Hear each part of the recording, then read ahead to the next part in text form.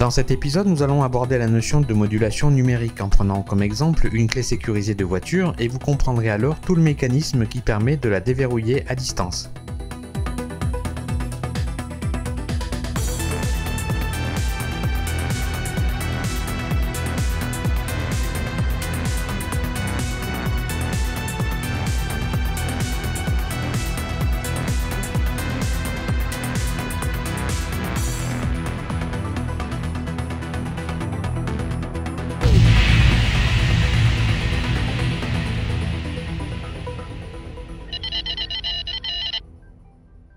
Alors aujourd'hui, je vais tâcher de vous expliquer tout le système qui se cache derrière vos clés sécurisées de voiture.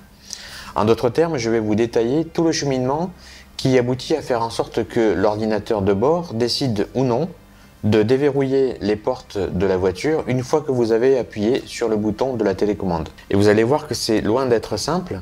Et d'ailleurs, c'est tant mieux parce que s'il suffisait d'envoyer un simple signal radio à votre voiture pour qu'elle accepte de déverrouiller ses portes, je pense qu'il y aurait quand même beaucoup plus de vols sans effraction que ce qu'on a aujourd'hui. Par contre, si vous me posez la question, est-ce qu'il est théoriquement possible de déverrouiller une voiture dotée d'un tel système sans en avoir la clé?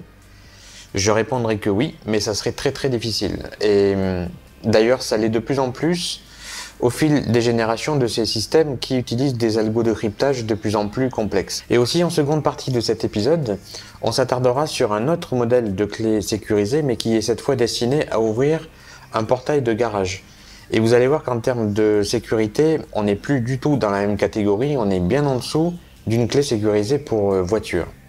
Et pourtant, quand on y réfléchit bien, à partir du moment où on est capable d'ouvrir automatiquement la porte coulissante d'un garage, la plupart du temps, on peut quand même avoir accès à l'intérieur de la maison. Et donc tout ça va me permettre de vous introduire à la notion de modulation numérique, qui est un sujet assez vaste et plutôt complexe dans le domaine des télécommunications.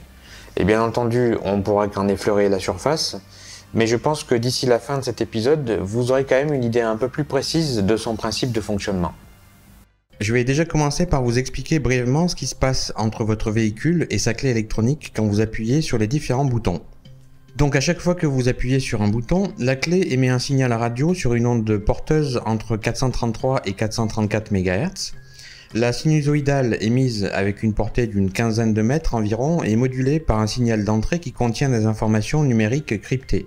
Ces informations contiennent entre autres une signature numérique valide calculée par un petit processeur dans la clé, et cette signature a la particularité de changer à chaque pression, y compris si vous appuyez 2 fois de suite sur le même bouton. C'est une première mesure de sécurité pour éviter d'utiliser systématiquement la même signature. Et il est d'ailleurs fait en sorte qu'une signature ne soit jamais utilisée plus d'une fois, et si c'est le cas, elle est rejetée par l'ordinateur de bord qui stocke toutes celles qu'il reçoit. Et concrètement, voilà ce que ça donne. Alors je schématise un peu. Chaque bouton contient son identifiant binaire, c'est celui qui permettra à l'ordinateur de bord de reconnaître la commande associée à la signature. Au moment de la pression, le système produit et émet une information numérique cryptée sur 128 bits, composée de l'identifiant et d'un message binaire qui change à chaque émission. Au niveau du véhicule, le récepteur capte et décode le signal radio pour en extraire l'information binaire. Elle est alors décryptée et analysée par l'ordinateur de bord qui, s'il la juge valide, la stocke et la traite en tant que commande.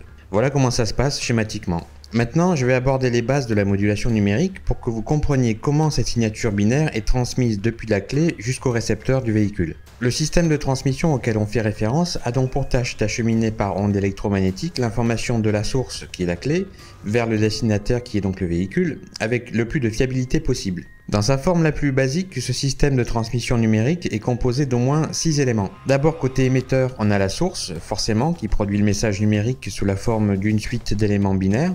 Le codeur, qui permet par exemple de compresser ces données ou d'introduire de la redondance dans l'information en vue de la protéger contre le bruit et les perturbations présentes sur le canal de transmission. Le modulateur, qui a pour rôle d'adapter le spectre du signal au canal sur lequel il sera transmis. Puis, côté récepteur, on a d'abord le démodulateur et ensuite le décodeur, qui sont les inverses respectifs des fonctions de modulation et de codage au niveau de l'émetteur. Et pour info, voilà à quoi ressemble un modulateur permettant de réaliser l'ensemble de ces modulations.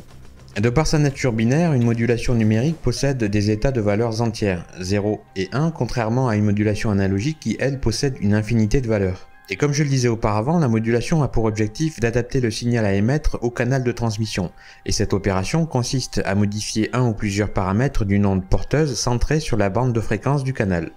Cette onde se décrit par la formule suivante, et les paramètres modifiables sont A qui est l'amplitude du signal continu, oméga 0 qui est la fréquence, T qui représente le temps, et Phi qui représente la phase. Et non seulement tous ces paramètres sont utilisables, mais ils sont aussi combinables pour réaliser la modulation. Sans nécessairement m'attarder sur les avantages et les inconvénients, je vais maintenant vous passer en revue les types de modulation les plus fréquemment rencontrés. On commence par la plus simple des modulations, la modulation par déplacement d'amplitude, qui est ASK en anglais, qui est parfois dite monodimensionnelle, l'amplitude étant la hauteur d'un signal qui se mesure entre sa valeur minimum et sa valeur maximum. Elle peut se présenter sous la forme tout ou rien, où un seul bit de données est transmis par période t. Elle peut également se présenter à m état, dans laquelle on utilise plutôt la modulation symétrique. Donc voilà ce que ça peut donner avec 2, 4 et 8 symétriques. Et voici un exemple de chronogramme de modulation par déplacement d'amplitude à 4 symétriques pour une donnée. Et cela met en évidence que 2 bits sont transmis simultanément à chaque période t. Et par conséquent, plus le nombre d'états est élevé, plus l'encombrement spectral sera réduit pour le même débit. Pour tous ces types de modulation, je ferai volontairement l'impasse sur le détail du contenu des modulateurs et démodulateurs parce que ça sort un peu du cadre de cette vidéo. Autre type de modulation, celle par déplacement de phase, PSK en anglais. Concrètement, elle permet de coder les signaux numériques en analogique avec une phase variable. Je vais prendre un exemple où le signal analogique peut avoir 4 phases différentes, soit 4 états, et à chaque phase correspond un mot binaire. Et on peut représenter ces phases de manière spatiale en utilisant un cercle trigonométrique qu'on appelle une constellation. Comme vous le voyez sur cet exemple, il y a 4 combinaisons de paires de bits et leur équivalent analogique, et aussi en phase, soit 45 degrés, 135 degrés, 225 degrés et 315. Cette modulation, connue sous l'appellation QPSK, le Q étant là pour préciser quadruple. Quand il n'y a que 2 phases, on l'appelle BPSK, dans lequel un seul bit est transmis par période t. Et comme la modulation par déplacement d'amplitude à 2 symétriques vue précédemment, c'est aussi une modulation monodimensionnelle. Et comme vous le voyez sur cette constellation, en 8 PSK, on peut coder 3 bits car on a 8 phases différentes. Et il faut savoir qu'on n'utilise que rarement plus de 16 phases, donc 16 PSK dans ce type de modulation. Et on passe maintenant à un autre type de modulation, de la modulation d'amplitude sur 2 porteuses en quadrature, en anglais QAM. Il s'agit en fait d'une modulation dite bidimensionnelle et elle pallie au fait que la modulation par déplacement d'amplitude et la modulation par déplacement de phase ne constituent pas une solution satisfaisante pour utiliser efficacement l'énergie émise lorsque le nombre de points m est grand. Dans cette modulation bidimensionnelle, ces points sont uniformément répartis sur le plan et on peut donc considérer qu'elle module simultanément la phase et l'amplitude. Voilà par exemple ce que ça donne sur une constellation de 16 et de 64 points. Ce tableau vous montre enfin que le gain obtenu sur le débit binaire et sur l'efficacité spectrale pour diverses modulations est parfaitement évident, même au prix d'une complexité accrue. Ensuite, nous trouvons la modulation par déplacement de fréquence, FSK en anglais. Sans rentrer dans le détail, il faut savoir qu'en modulation par déplacement de fréquence, la fréquence instantanée du signal est obtenue par dérivation de la phase par rapport au temps. C'est un peu la clé de cette modulation. On rencontre 2 cas de figure. D'abord la modélisation à phase discontinue pour laquelle la phase aux instants t peut sauter brusquement. Comme vous le voyez dans ce chronogramme, en fonction de la donnée 0 ou 1 à transmettre, on observe les discontinuités de phase. On n'utilise ici que 2 fréquences, F1 et F2. Le second cas est la modulation à phase continue pour laquelle la phase varie de façon continue aux instants de transition. Et cette condition de continuité est réalisée quand on utilise un oscillateur unique dont on module la fréquence.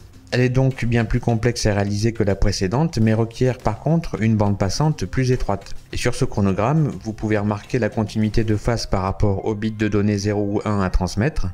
Et là encore, seules 2 fréquences sont utilisées, F1 et F2. Et d'ailleurs, on peut utiliser autant de fréquences que d'états de données à transmettre.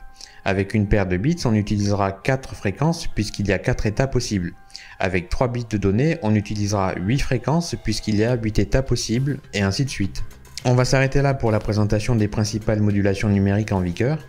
Il en existe quelques autres qui sont plus ou moins des variantes de celles que je vous ai présentées ici. En fait, elles exploitent la transmission d'une somme de QAM, PSK ou ASK avec différentes fréquences porteuses. Voilà, maintenant que vous avez une idée de ce que sont les modulations numériques, on va pouvoir revenir sur notre sujet principal et se demander lequel de ces modes de transmission est utilisé par ces clés électroniques pour véhicules. Eh bien, à vrai dire, il n'y a pas de réponse générique parce qu'on trouve tout type de puces dédiées à ces appareils.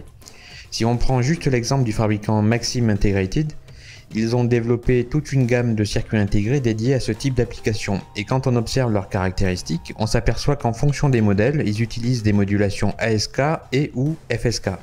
Donc pour avancer un peu plus concrètement dans notre exposé, on va déjà commencer par regarder ce qui se passe sur le spectre électromagnétique de mon analyseur de spectre quand j'appuie sur un des boutons de cette clé de voiture. Et vous pouvez constater que j'y ai connecté une antenne télescopique. Et cet analyseur de spectre couvre une plage de fréquence de 300 kHz à 2,9 GHz. Donc j'appuie sur le premier bouton et hop, on voit tout de suite apparaître la porteuse qui est forcément émise autour de 434 MHz. Je recommence une fois.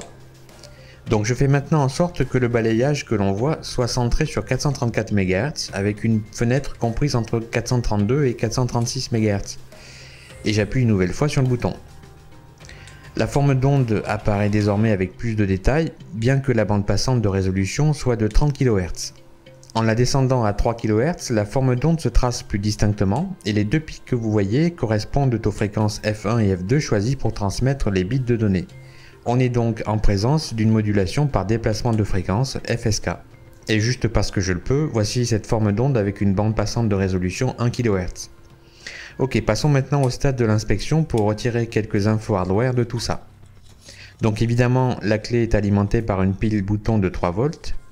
Et voici à quoi ressemble le petit circuit imprimé, très certainement double face. Et sur cette face se trouve le circuit intégré principal en boîtier SOP24, donc à 24 broches, de marque NXP. Alors je n'ai trouvé aucune référence de ce modèle F7952, par contre il existe une brochure sur un modèle plus récent de seconde génération, le F2960, et il s'agit bien d'une solution qui intègre tout ce qu'il faut pour ce type d'application. Transpondeur sécurisé, architecture 16 bits RISC, 4 bandes UHF de transmission, chiffrement de type AES sur 128 bits, EEPROM intégré, etc. Il dispose même d'un kit de développement gérable par un compilateur C. On peut voir également sur ce schéma qu'il peut gérer jusqu'à 7 boutons et qu'il dispose de son propre système de gestion de l'alimentation à partir d'une fourchette de tension comprise entre 2,1 volts et 3,6 volts. Et le constructeur propose même une démo board pour développer sa propre application en labo. Bref, on continue, et ce que vous voyez là et qui fait le tour est bien entendu l'antenne. Je vais retirer ce support en plastique qui nous cache les composants de cette face. Alors je fais ça méticuleusement parce que j'ai encore besoin de cette clé, donc je veux éviter de l'abîmer.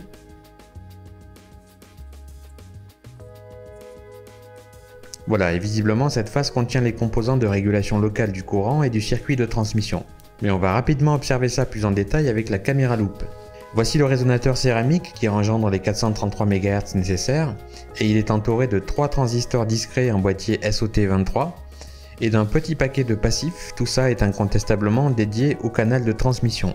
La référence de ces boîtiers semble avoir été délibérément effacée, donc je n'en ai pas la certitude absolue, mais je pense qu'il s'agit de condensateurs de découplage haute fréquence de grande précision à très faible résistance série. Et pour le reste, il n'y a pas grand chose de plus à dire, les boutons sont en effet reliés au processeur NXP, qui est entouré d'un certain nombre de condensateurs céramiques et qui a la particularité d'avoir ses broches d'entrée rattachées à un réseau de 6 résistances à point commun. Alors comme j'ai envie de savoir quelle est la consommation électrique réelle de ce type de clé au moment d'appuyer sur un des boutons, je vais l'alimenter en 3 volts par mon alim Rigol. Donc je fais juste 2 points de soudure pour y fixer une sonde et on vérifie tout ça. Et au passage, voilà ce que donne ce circuit par transparence. On voit bien le plan de masse qui bloque la lumière et qui est probablement la seule couche de cuivre placée à l'intérieur de la carte. Voilà, donc j'ai réglé la lime sur 3 volts pour 0,5 A max et on va voir tout de suite ce que ça consomme à chaque fois que j'ouvre ma voiture. 20 mA, il fallait s'y attendre, c'est pas beaucoup. Donc tout ce système consomme autant qu'une LED bleue. C'est aussi pour ça qu'en 3 ans, je n'ai eu qu'à changer une seule fois la pile avec un usage quasi quotidien de cette clé. Et regardez, malgré le fait que l'antenne n'est plus rattachée aux broches du circuit, le signal est bien reçu par l'analyseur de spectre. Bon, bien entendu, son antenne n'est qu'à quelques centimètres. Par contre, si je m'éloigne, il deviendra trop faible. Passons maintenant à l'autre type de clé sécurisée dont je vous parlais en intro, dédiée elle à l'ouverture automatique de portes de garage. Et sur son circuit imprimé se profilent 2 parties distinctes, une partie logique autour du microcontrôleur et la circuiterie qui sert à l'émission du signal produite par le microcontrôleur avec, en l'occurrence, le résonateur céramique et les antennes. Et bien que cette carte soit double face et sans aucune autre couche interne, il n'y a aucun composant à l'arrière, par contre on y trouve entre autres le plan de masse. Cette télécommande dispose de 4 boutons en entrée et je vous propose de jeter un coup d'œil rapide aux composants avec la caméra loupe. On commence par un gros plan sur ce qui se trouve autour du résonateur céramique, qui est la petite boîte au centre marquée 433K. Et ce nombre n'est pas anodin puisque c'est un résonateur qui aussi a une fréquence de 433 MHz. Et c'est bien évidemment celle de l'onde porteuse modulée par le signal en provenance du microcontrôleur. La fine piste en serpentin fait bien évidemment partie de l'antenne qui me semble avoir une topologie d'antenne cadre, qui forme donc une boucle. Mais je peux me tromper, je suis pas du tout un expert en la matière. Et de l'autre côté, on a donc le microcontrôleur qui n'est qu'un simple micro 8 bits Atmel Tiny12L, qui, comme vous le voyez sur ce schéma de fonctionnement, n'est absolument pas dédié à un usage de clé sécurisée comme pouvait l'être le précédent NXP. Je veux dire par là qu'il est beaucoup plus facile de le hacker. On va donc voir comment se comporte cette télécommande et je l'alimente en 12 volts directement par la lime. Oui, 12 volts, ça paraît beaucoup mais c'est pourtant ce qui est requis. Une pression sur un des boutons déclenche l'émission, on peut voir à droite qu'elle consomme 10 mA, soit 120 mW, et voici en gros plan à quoi ressemble la forme d'onde reçue par l'analyseur de spectre. Donc pour moi, le signal a tout l'air d'être en modulation par déplacement d'amplitude. La porteuse est au centre et les autres fréquences autour sont ici balayées sur 2 MHz. On voit ici la porteuse, qu'on appelle aussi fondamentale, la seconde harmonique ici et la troisième ici. Et avec une bande passante de résolution 1 MHz, dans les plages de fréquences voisines de 433 MHz, on peut carrément voir les bits de données émis par la télécommande, étant donné que la modulation utilisée est assez basique. Et je vous l'accorde, le hacking de ce type de clé commence par là. Et c'est pas très rassurant. Et par curiosité, j'ai voulu voir ce que donnait le sniffage du microcontrôleur en opération avec mon analyseur logique. Donc j'ai fait ça dans les règles de l'art. Et en comparant avec ce que j'obtenais à l'oscilloscope au niveau du signal de sortie dans le circuit d'émission, et puis ensuite comparé au signal reçu par l'analyseur de spectre, je n'ai constaté aucune réelle différence. En d'autres termes, le signal que vous voyez là n'est ni crypté, ni codé, ni même stocké dans le récepteur du système que j'ai testé. Donc les mêmes données peuvent être réutilisées à l'infini. Et quand on pense que ce système, soi-disant sécurisé, est développé pour être installé pour gérer l'ouverture automatique d'une porte de garage, ça fait quand même réfléchir. Et voilà qui conclut cet exposé, et n'hésitez pas à mettre un pouce vers le haut si vous avez aimé cet épisode, et surtout vous pouvez le partager, c'est encore le meilleur moyen de faire connaître la chaîne simplement. A bientôt!